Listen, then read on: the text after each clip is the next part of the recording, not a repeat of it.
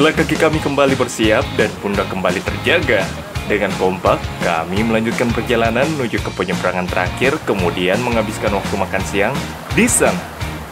Ternyata di penyeberangan terakhir kali ini lebih dalam dengan arus yang cukup kuat jika dibandingkan dengan penyeberangan di bulan Oktober lalu. Mungkin karena cuaca yang sedang hujan di beberapa hari terakhir. Gimana penyeberangan Gunung Mekongga 4 kali? Harusnya keras. Keras ya? Mandi? Sebelum melanjutkan perjalanan menuju ke pos 2 dan menghabiskan malam di sana, kami sempatkan untuk mengisi tenaga di penyeberangan terakhir sebelum kembali berjalan, agar kaki tetap kuat dan badan tetap tegap di perjalanan nanti.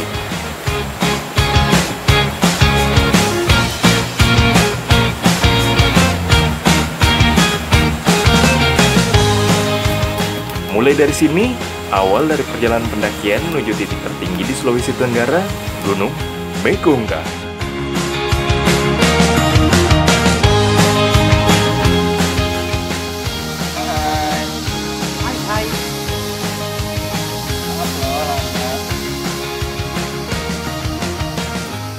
Ternyata di awal jalur pendakian, kami langsung dihadapkan dengan trek menanjak dengan vegetasi yang cukup lebat dan rapat.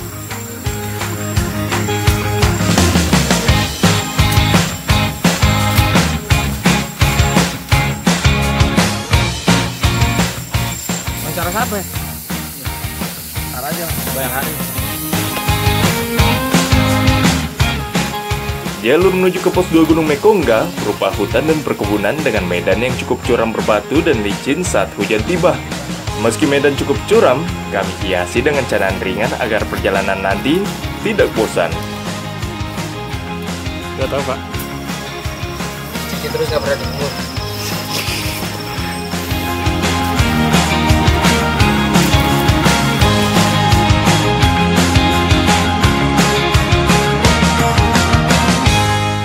Di sepanjang perjalanan, kami temui ada beberapa titik pembukaan lahan untuk perkebunan. Di sana, kami memilih untuk mendinginkan tubuh sebelum kembali melanjutkan perjalanan menuju ke pos 2 Gunung Mekongga.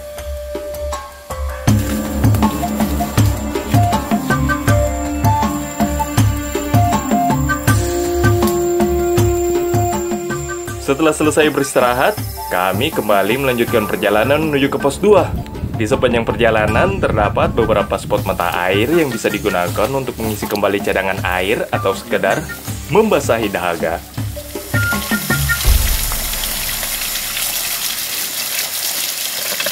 Segarnya. Sekian jam kami berjalan, jalur pendakian mulai turun dan naik dengan sesekali melintasi pohon tumbang yang melintang di jalur pendakian.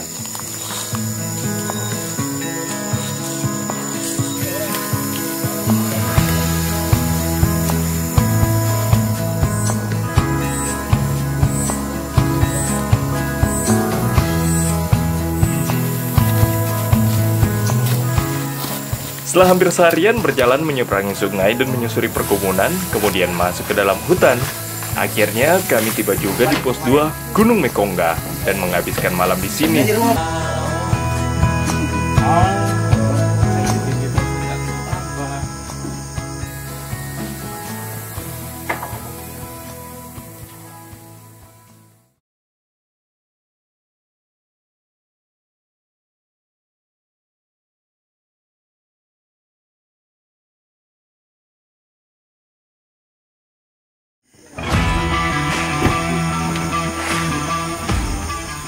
Banyak yang makanan tahu di atas ya. Bisa bertahan sampai kita pulang.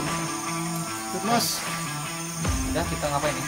Kita doa dulu. Jadi sebelum kita melanjutkan perjalanan untuk menuju titik selanjutnya, marilah kita berdoa menurut agama dan keyakinan kita masing-masing. Semoga kesehatan kita diberkahi, dilindungi. Aku sang pangeran Siaan.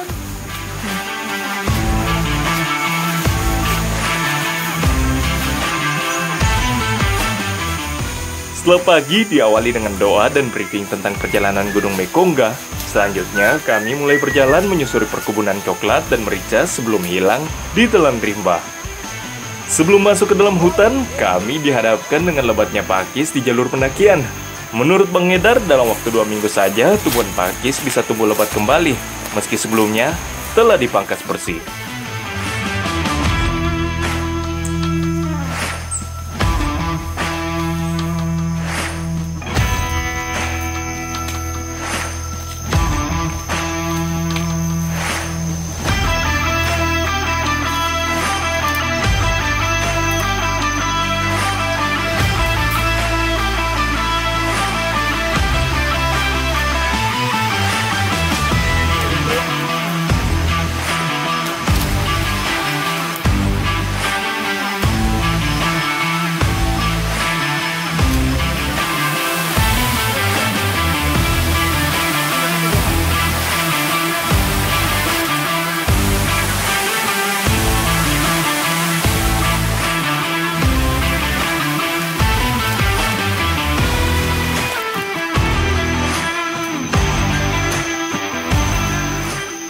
Jalur dari pos 2 menuju ke pos 6 berupa jalan berat bekas perusahaan kayu HBI. Karena itu, jalur pendakian cukup landai dan luas tapi sepanjang 16 km perjalanan dengan bayang pacet yang bertebaran sana-sini.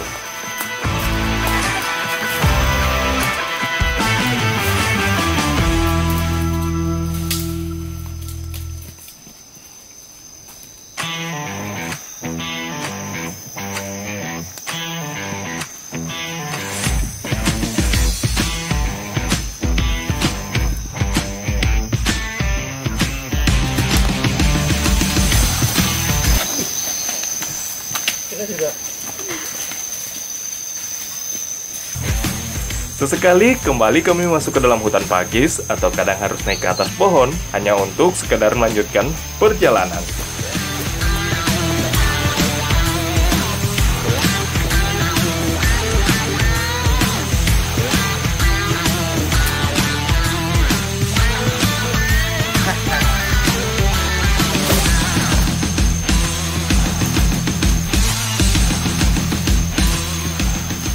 Jadi gimana Pak? Apa yang gimana nih kalau boleh tahu? Setelah kita berjalan Kereta ke depan, saya ke belakang. Nah ini biasanya loncat dari daun. hal yang perlu kami waspadai di jalur pendakian ini adalah sahabat imutan mungil, pengisap darah atau yang biasanya disebut dengan pacet. Dan yang paling berbahaya menurut kami adalah pacet daun yang dapat langsung meloncat ke baju dan kadang hinggap di wajah.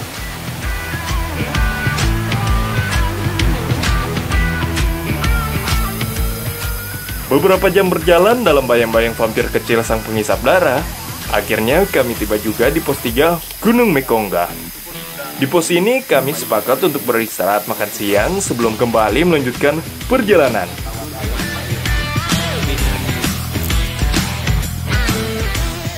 Merasa cukup beristirahat makan siang dan kaki kami telah siap menghadapi medanan menantang, kembali kami melanjutkan perjalanan sebelum hari kembali petang dan langit kembali gerimis mengundang.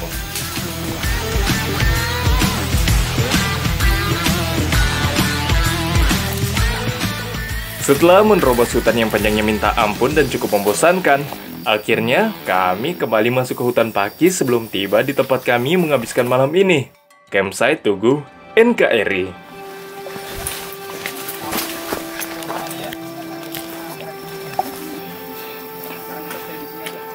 Sampai Bang, NKRI. Gimana Bang Misbah? Apa tuh? Mantap, Mekongga. Jalurnya edan. Ini kan juga banyak. Gue sama Furki sering ngebayangin suara pacet Pak. Gimana suaranya? Kalau lagi ngisep, ya makin geli jadinya. Setelah tubuh telah bebas dari serangan pacet, selanjutnya kami mulai mendirikan tenda dan membuat makan malam bersama sebelum kembali ke dalam mimpi.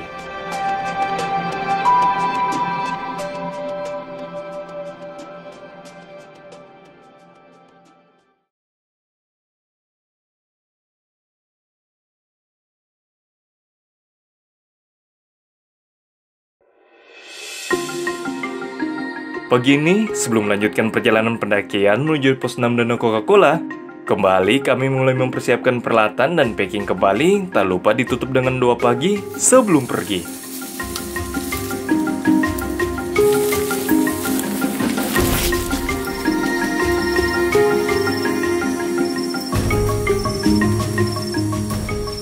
Setelah beberapa menit kami berjalan, akhirnya kami tiba juga di pos 4 Gunung Mekongga. Di sini terdapat sungai kecil yang bisa kamu gunakan untuk mengisi cadangan air sebelum melanjutkan perjalanan.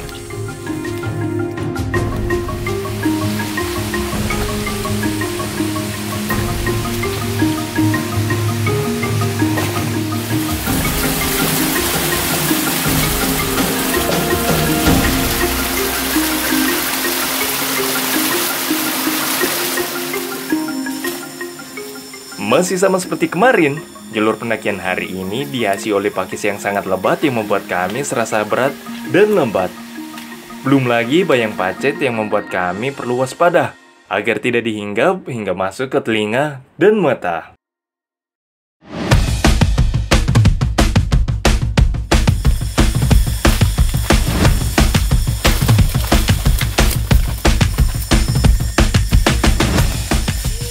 Tadi kita melanjutkan perjalanan dari NKRI menuju pos 6. Kita mulai jalan itu dari waktu jam 10. Rencana makan siang itu di pos 5. Tapi kami ada kendala, bukan kendala bagaimana ya, sedikit lagi menebas jalan. Makanya kami tidak sempat dapat di pos 5 siang. Akhirnya kami break untuk makan siang di dekat pos 5 itu.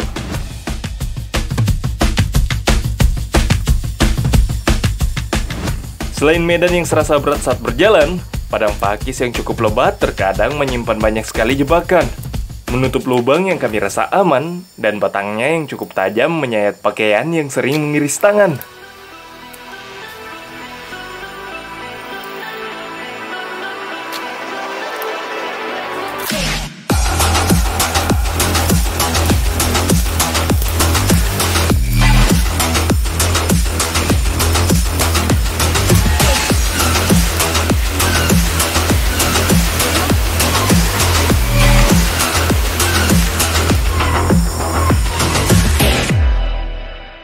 Oh iya, di sepanjang jalur pendakian menuju ke pos 5 terdapat sekitar 4 titik sumber air yang dapat kamu gunakan untuk mengisi cadangan air di perjalanan. Jadi, kamu tidak perlu membawa berat karena di jalur pendakian ini banyak sekali air.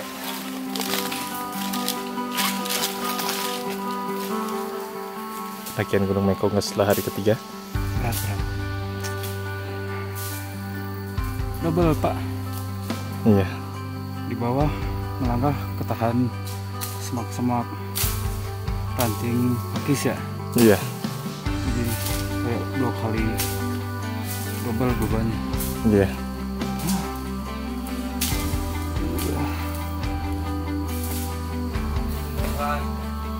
Buat apa ya, senang lihat orang lain bahagia. Tujuan apa itu, Bang? Ya berguna. Apa itu, Bang? Sirik. Bisa juga. Daerah mana yang cantik? Daerah apa, Bang? Bunga Lades.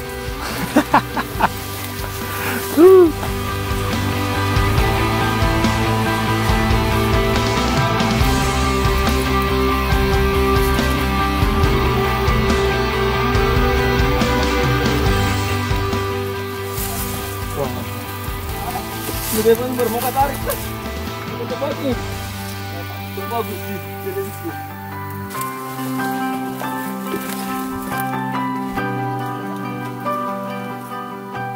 Foya-foya kita.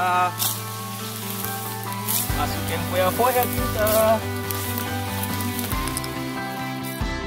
Setelah menerabas hutan pakis yang cukup lebat dan padat, akhirnya kami tiba juga di pos 5 Camp Foya-Foya.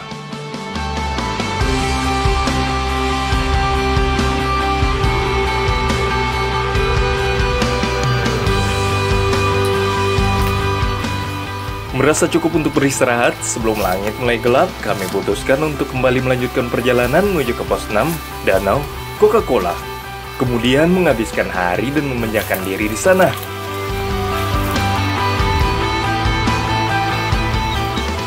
Kurang lebih dalam sejam melangkah, akhirnya kami tiba juga di salah satu tempat yang biasa disebut dengan helipad. Di sini kami memilih untuk kembali beristirahat. menikmati gerimis yang kadang turun menyatu bersama awan mendung.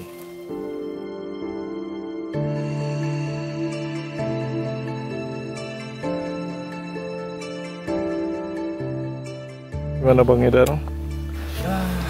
Masih semangat. Masih semangat? Pantang menyerah.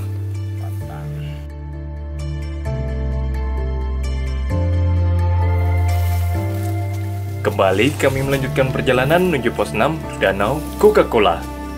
Mulai dari sini medan jalur pendakian mulai cukup curam yang ditutupi dengan pakis sebagian. Sebelum tiba di pos 6, kami akan menjumpai salah satu spot yang biasanya disebut teman-teman pendaki dengan nama Puncak Habi.